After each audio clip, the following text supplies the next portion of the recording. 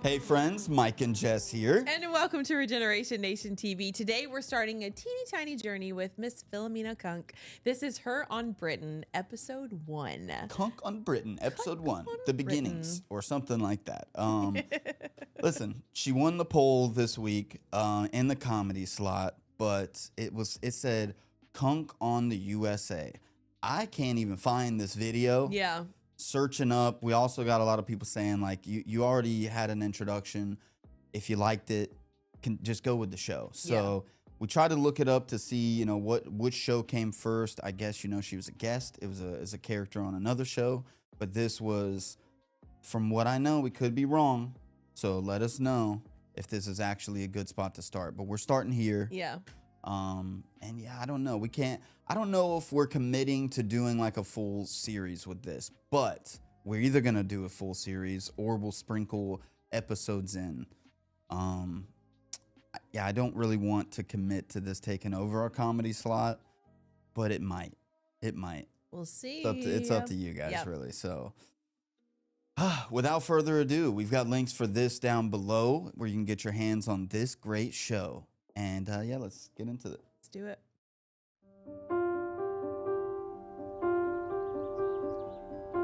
Today, Britain stands at a fork in its crossroads, and its people are asking questions. Now we've got our country back. What actually is it? Who are we, and why? The best way to find out where Britain's heading is to look behind us into something called history, a sort of rear view mirror for time. So that's where I'm going, back there. It's a journey that'll take me the length and width of the country, from the White Cliffs of Dover to the Scottish Highlands of the Scottish Highlands, from old stone circles to modern stone circles, from the tranquil beauty of Roman Bath to the golden wonder of Oxford services. I'll discover how we went from ancient man to Ed Sheeran, why Elizabeth I happened. This is such a good intro already. I'm sorry. I don't want to miss anything she said. Okay. How we went from ancient man to Ed Sheeran, why Elizabeth I happened, and solving the mystery of just who Winston Churchill was, and why he wound up helplessly trapped inside this banknote. Along the way, I'll be shouting at helicopters. And looking at some of the biggest faces in British history and asking other people's faces about them. Why did they call John Major the Prince of Onions? And also, Dude, I'll be shouting at helicopters. somewhere impressive with my mouth shut, while my voice speaks anyway, like I'm talking aloud in my own head. All of it taking place in this sceptred isle we call home. So join me, Philomena Cunk, as I take you right up the history of the United Britain of Great Kingdom. Imagine if we said that in one of our reactions. Oh, people lose it. Lose it. Oh, our next educational reaction, we're doing that. We need to say it just like that. Oh, this is the best intro. Right up the history of the United Britain of Great Kingdom. United Britain. It's Cunk on Britain. Oh, that was great.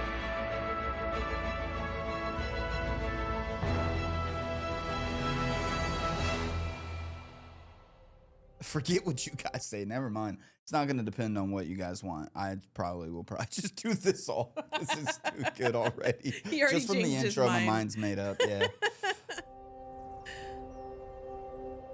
It's hard to imagine while you're standing in it, but there was a time before Britain, before Europe, before the world, even before the universe. Nobody can say when it was, because it was also before clocks and words. It was a time when nothing existed, empty, without motion or energy or light or hope, just like Plymouth today. Just imagine something like this orange, and then imagine it's not there. Then do that one by one with everything that exists until there's nothing at all. That's what Britain was like until the Big Bang. The Big Bang created the universe in one mad explosion that was probably deafening, although luckily ears didn't exist yet. Computers think it looked like this, Although eyes also didn't exist back then either, so we can't be sure. And it was so long ago now, it's probably best not to keep dredging it up. Britain was already part of What the fuck Earth. is wrong with this show? She keeps sneaking little funny things in there, and I can't even stop giggling, dude. It's just got me giggling the whole time so far. It's a I constant can't. giggle. You It's can't. one stupid thing to a really high IQ stupid thing to a really low IQ stupid thing. It's probably best not to keep dredging it up. Britain was already part of Earth, but it was scrunched in along with loads of other countries in a gigantic landmass called Pangaea.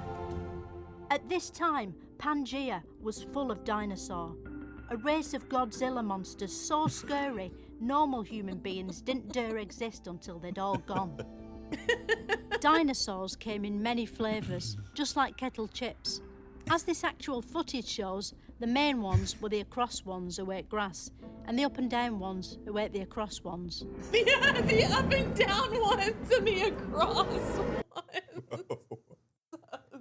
That's how it was explained to her when she was a little kid, and she just The up never and talked down. about it again.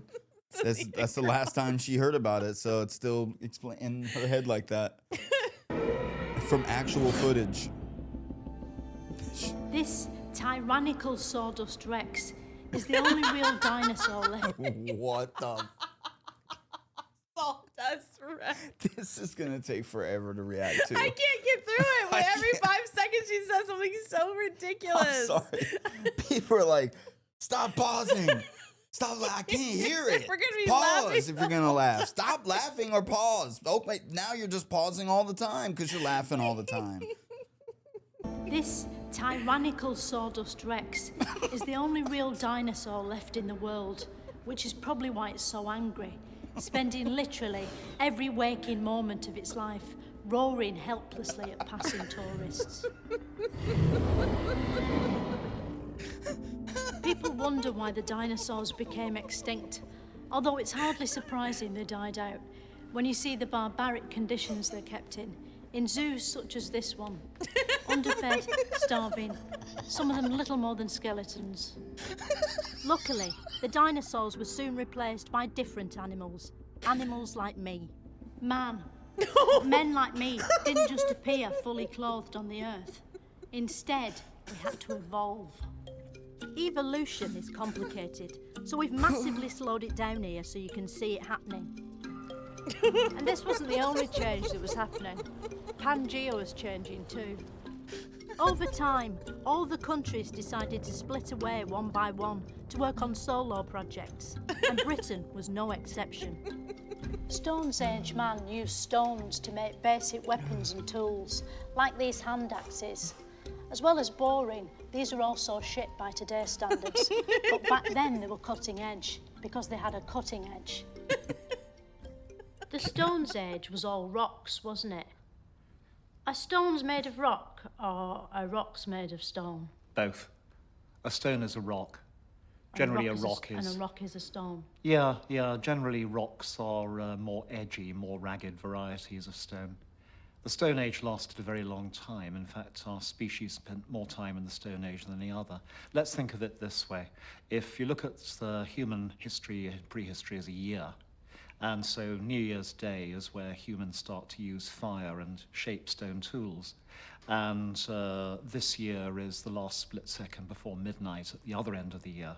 Then we're in the Old Stone Age until about 3 p.m. on the 31st of December. So rocks are more jaggedy. You could tell Stone Age stuff was precious.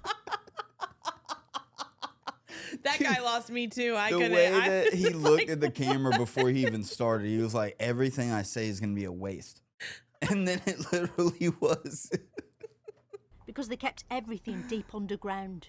Why did Stone Age people bury all their stuff underground?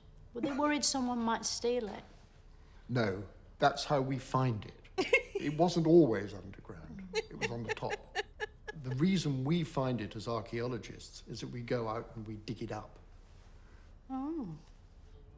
But not all Stone Age things have to be dug up. Some are still visible, which means you can see them.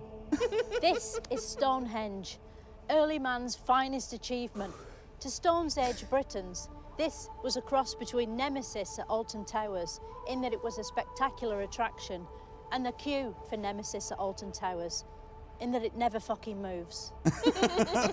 Stonehenge was used to tell the time, which means Stonehenge is the only clock you can see from space, unless you have a clock in your spaceship. Eventually, primitive cave boffins discovered new materials. Early man dropped rocks like a stone and got into metal, bronze, and then iron. Iron Man was born. But this Iron Man didn't have superpowers like the Iron Man in films. He couldn't fly or tolerate Gwyneth Paltrow. So instead, he had to go to lengthy measures to defend himself. Luckily, cave boffins had also invented the iron spike. And shortly after inventing the spike, they invented stabbing each other. To make sure they stabbed the right people, Britons formed into primitive gangs called tribes. And like many gangs, they got into graffiti, vandalising the countryside with gigantic doodles, like this badly drawn horse, or this decorative pervert. Before Snapchat, hills... I didn't know about this. This decorative pervert. You can literally stand. Is this a real place? Can we go there and stand at the bottom of the shaft? I did not know this was real. And this is like where a program like this is dangerous for people like us to watch, because we don't know what the fuck is real and what is satirical and when it stops what. I don't know. Did this just get made a few weeks ago, or has it been there since Stonehenge? I have no clue. Distribute dick pics to a wide audience. As a result, this site at Cerne Abbas became the second crudest hill in British history, after Benny. There's disagreement about how old the Cerne Abbas giant actually is, especially since he's still young enough to get wood. What's not in doubt is that he represents the birth of British art, being the biggest example of a noble visual tradition that's echoed down the ages.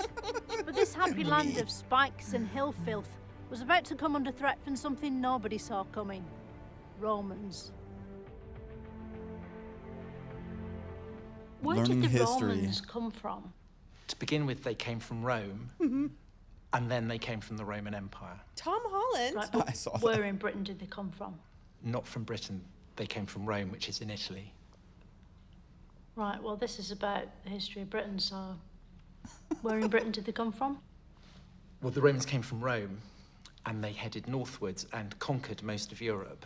And then they crossed the English Channel, and they conquered about half of Britain. And where did they go once they were in Britain?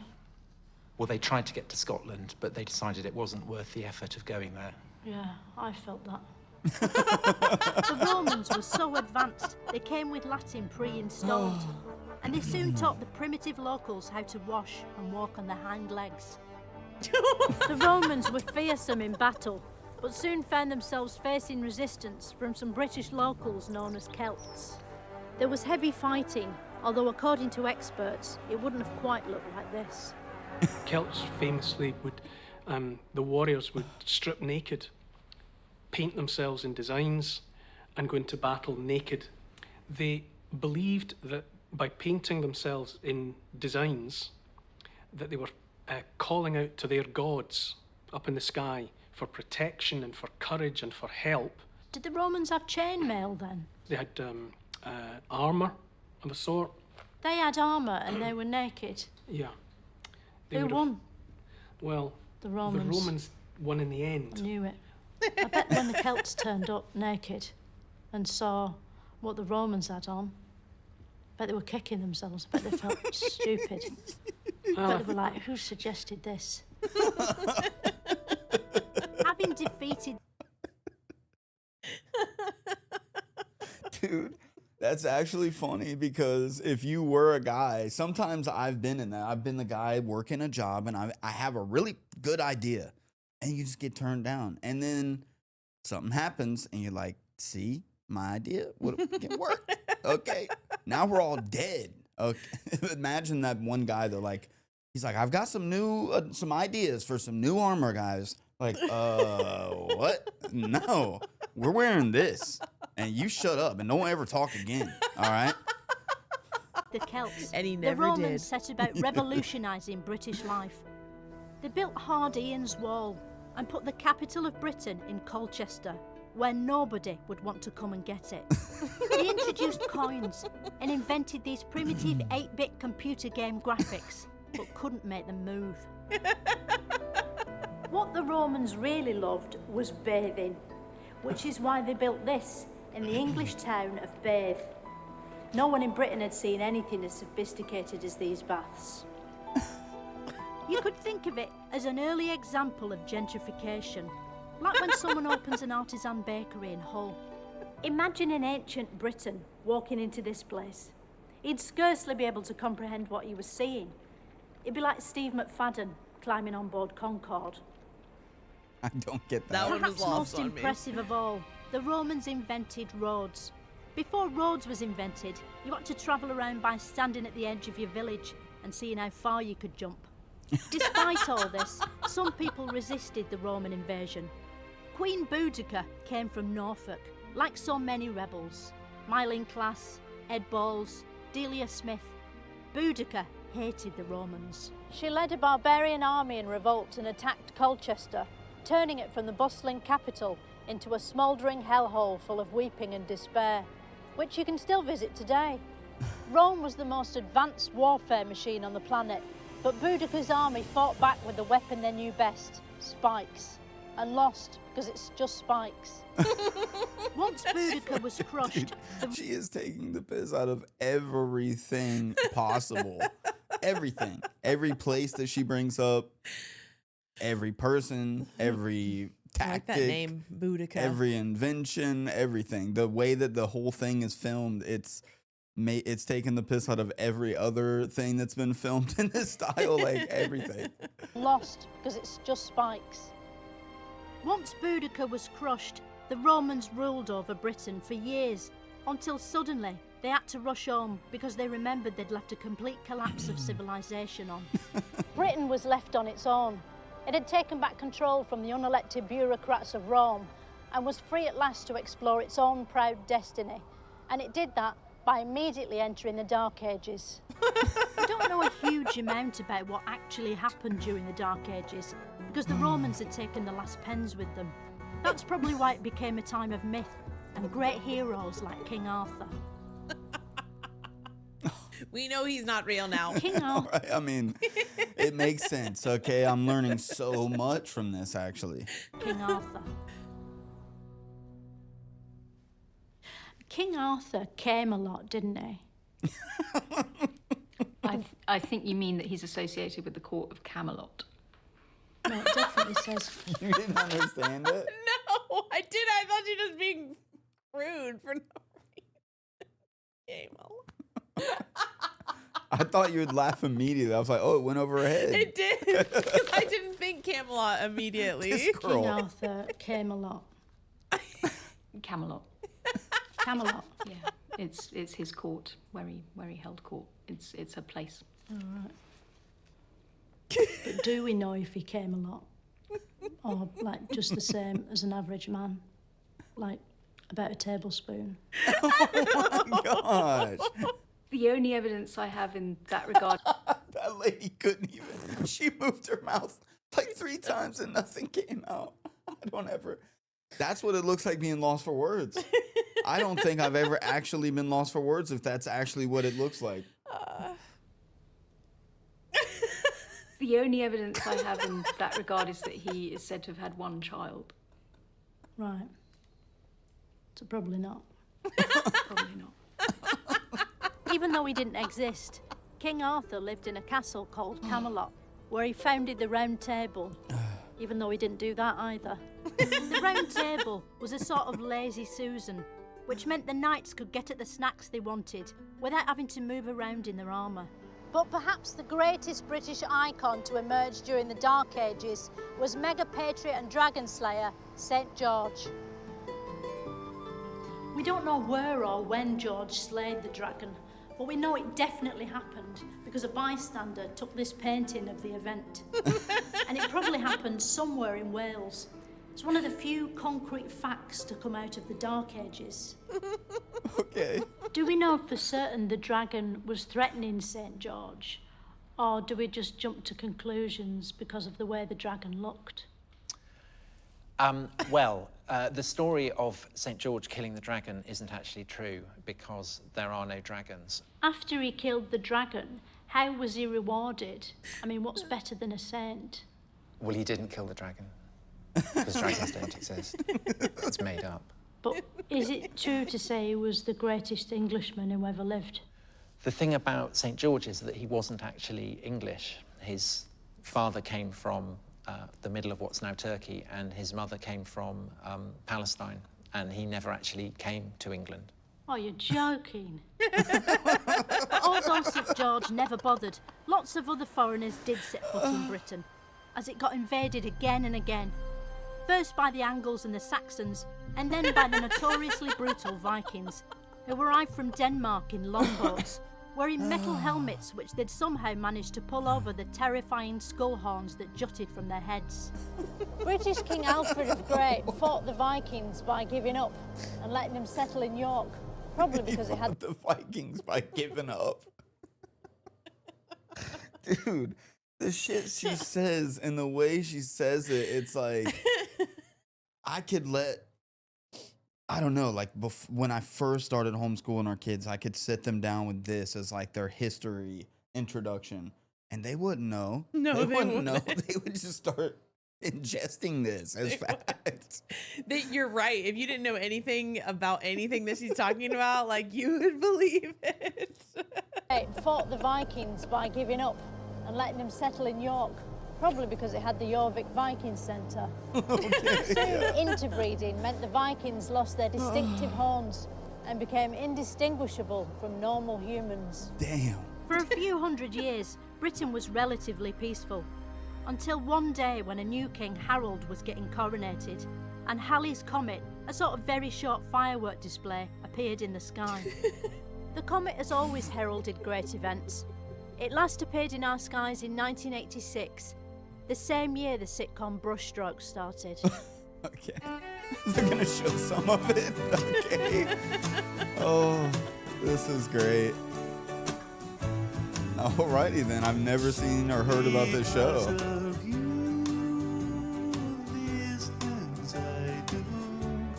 Is this even a real show? He's so creepy looking. This guy is creepy. He's so creepy. Oh, you In wouldn't King get away with that Harold's here. day, the comet was also a sign of terrible things to come. The year was 1066. 1066 and the Battle of Hastings are probably British history's two most famous events, so it's handy they happened the same year. Harold had a rival. In the first example of an EU national coming over here to take British jobs, a Frenchman called William set sail to seize the throne and become king. It's amazing to think that only 1,000 years ago this field was interesting, because it was here that Harold and William's armies met. There have been many battles in Britain's history, but we don't know what happened in most of them. The Battle of Hastings is different. We've got an accurate visual record of the whole thing, thanks to a quick-thinking bystander who took a tapestry of it. Despite looking like a That game is of... crazy to think about, the little Passover line of like, it's crazy to think this field used to be interesting. Like, those people really did kind of, they were self-aware to that point, to where it's like, hey, we've got a pretty big army. You've got a pretty big army. I'm known. I'm pretty well known. You're pretty well known. We have this battle right here. This shit's going down in history. Not just me, you, the battle, this field. We are increasing the notoriety of just this plot of land surrounded by trees right now. You think that that's what they were thinking about? Yeah, I do. I think that some of them might have, were probably self-aware like that, Thrones season finale drawn by an 8-year-old boy, the Baywatch tapestry captures the full force of the battle. It's just like being there, but in wool. Here's the Norman archers, steaming in on their blue horses. Here's a sort of stick fight bit. Some chopped up people down here. His head's off. I'm curious about that. Some goose monsters in the sky looking down. Some sort of lion thing up here, eating its own tail. Is that its bumhole? I think that's its bumhole. Very important As you can see, Harold won when he triumphantly caught an arrow in his eye. Sadly, it wasn't enough, and he died soon after. No one knows why. This meant that the Normans were victorious. At last, William the Conqueror's name made sense. William winning was like Brexit backwards. Britain was suddenly part of Europe, and that meant everything had to change. There were new castles, new cathedrals, even the Tower of London, and amazingly, all built by one man, Norman architecture. The new king wanted a list of everybody in the country, where they lived and what stuff they had. It became known as the Doomsday Book and was very much the internet of its day. So is this the actual Doomsday Book? This is the actual Doomsday Book, yes. And it's usually under glass, isn't it, this book?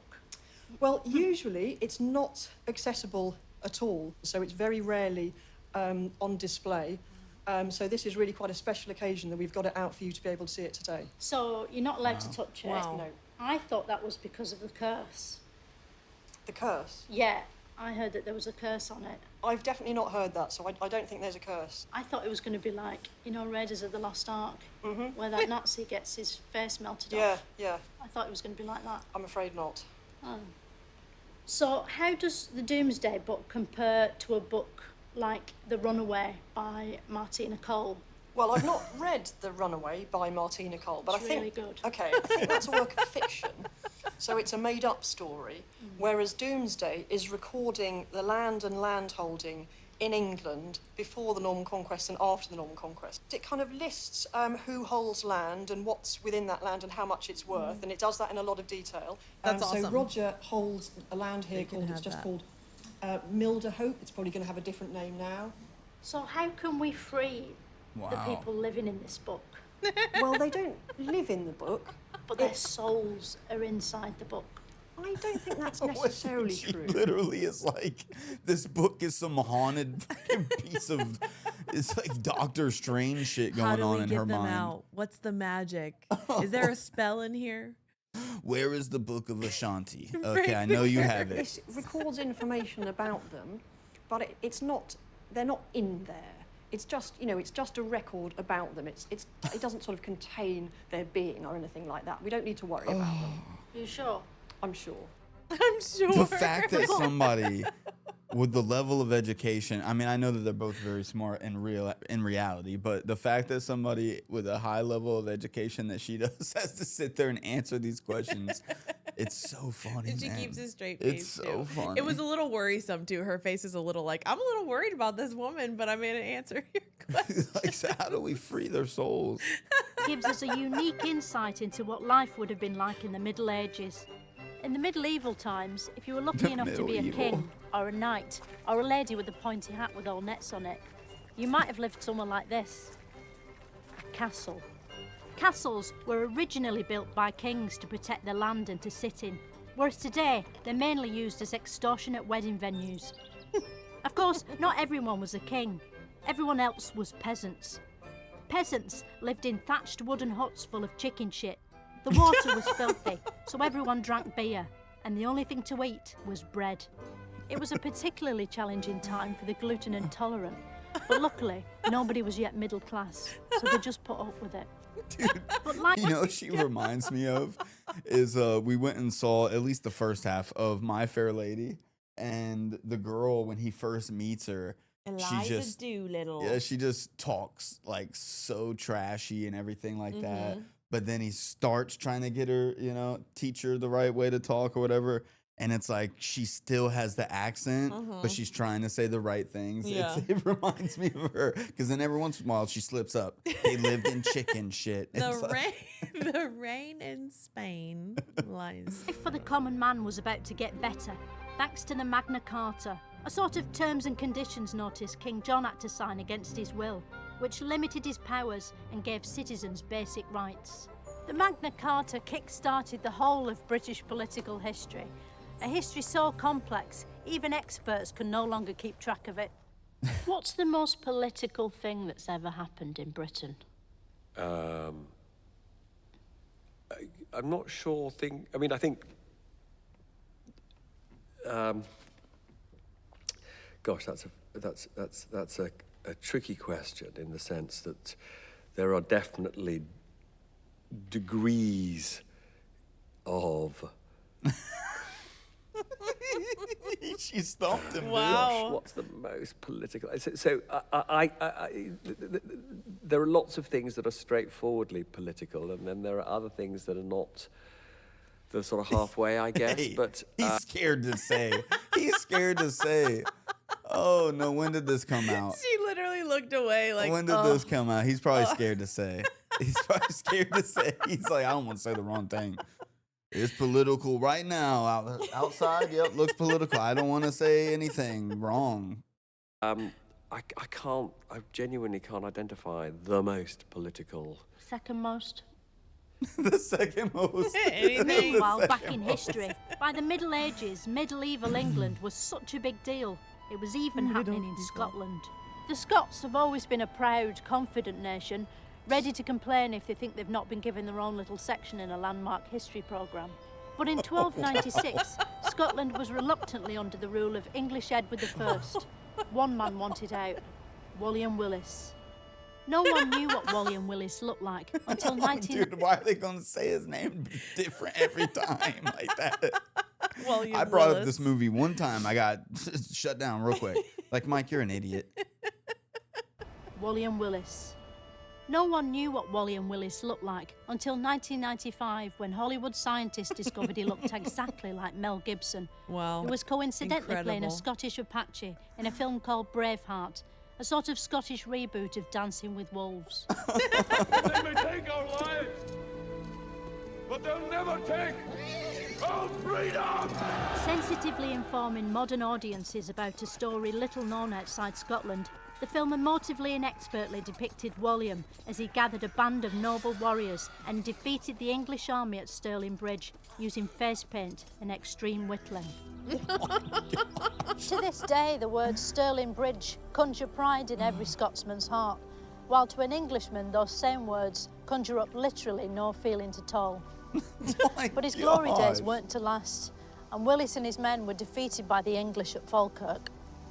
With Willis gone, a posh Scotsman called Robert E. Bruce thrashed the English at the Battle of Bannockburn and took the throne. Scotland would never again be under English control for a bit.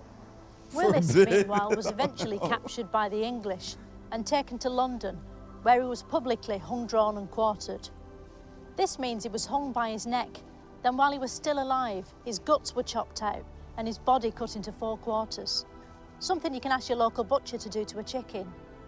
Once Dude, it stopped this is screaming, like, it's like towing the line to me between like taking the piss and like, Yeah. Yeah. Like, what the Ultimate fuck? disrespect. severed head was placed atop a pike on London Bridge, like a sort of gory Scottish Pez. Willis's execution kicked off a golden age of public entertainment. As well as watching people die painfully, popular pastimes included bear baiting, shin kicking and cockfighting, which isn't what it sounds like, even though I checked twice. But British culture wasn't just being cruel to animals, it was also bum jokes. And the William Shakespeare of bum jokes was Geoffrey Chaucer.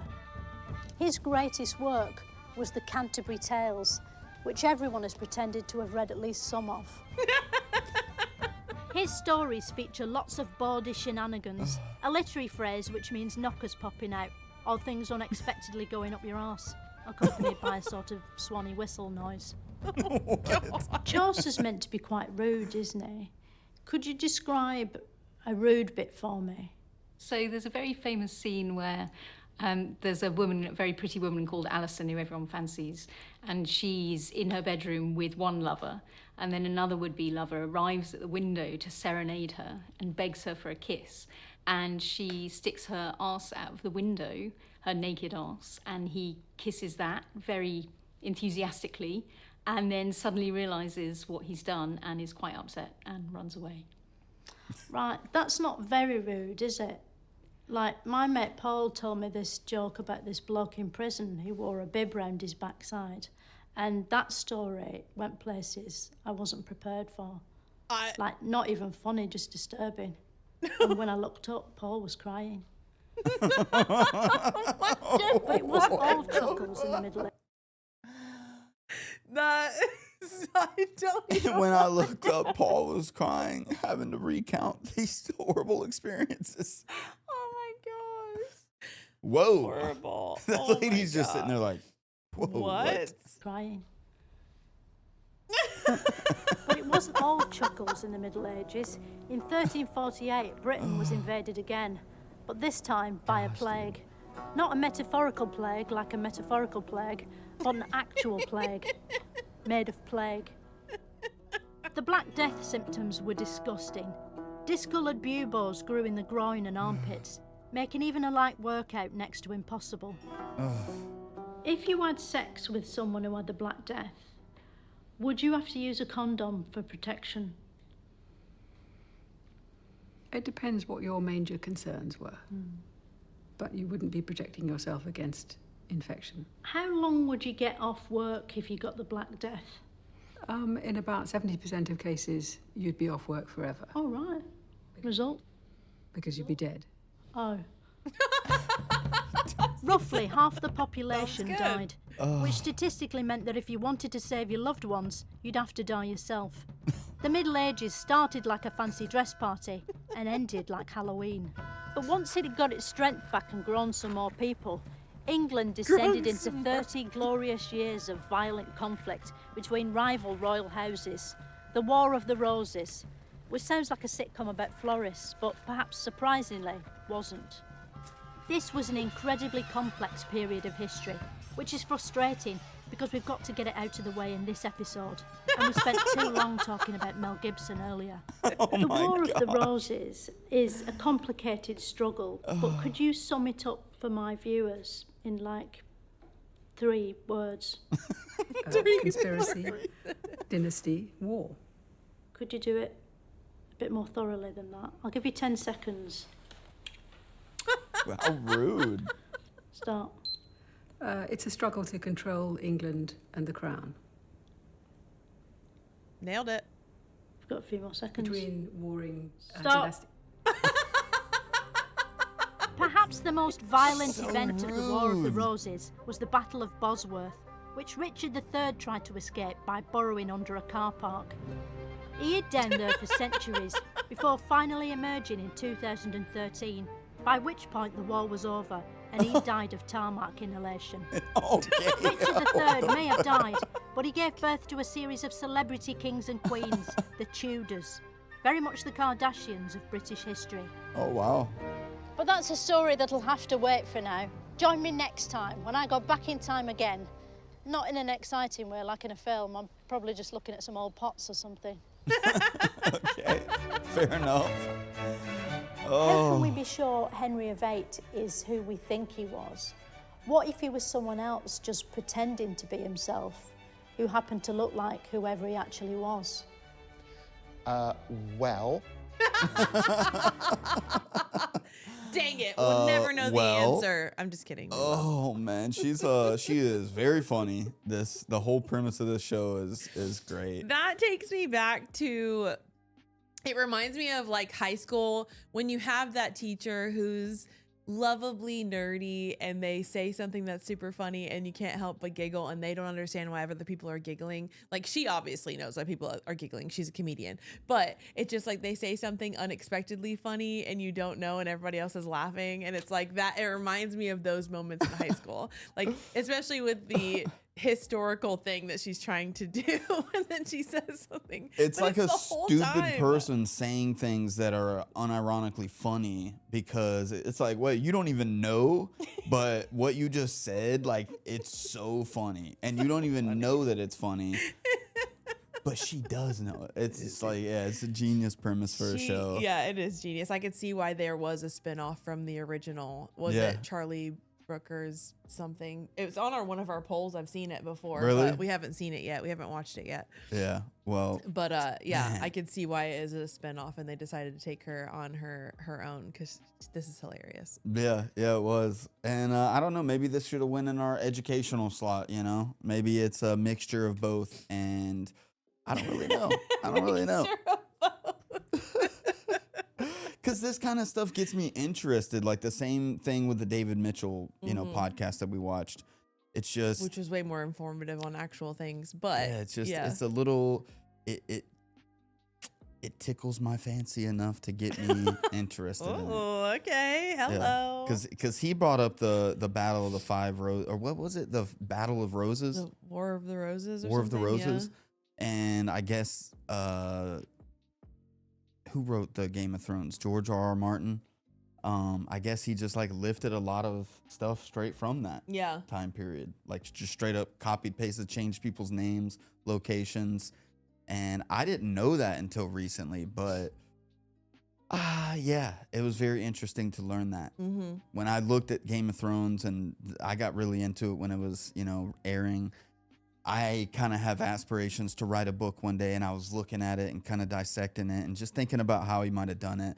And I'm like, man, you could just take a couple of countries, turn them on their sides or twist them upside down, place them together, and you can create a fictional world. Yeah. And then you just kind of start, like the way that I kind of want to do it is to write an autobiography, but in science fiction form. So it's like you could just take people's names, switch them, take people events, merge them together, and you could do a lot of fun things with things that already exist. Yeah. You know what I mean? And then when I a found that out, I was like, dude, it's closer to what I thought, even more so. Like, that's crazy. Mm-hmm.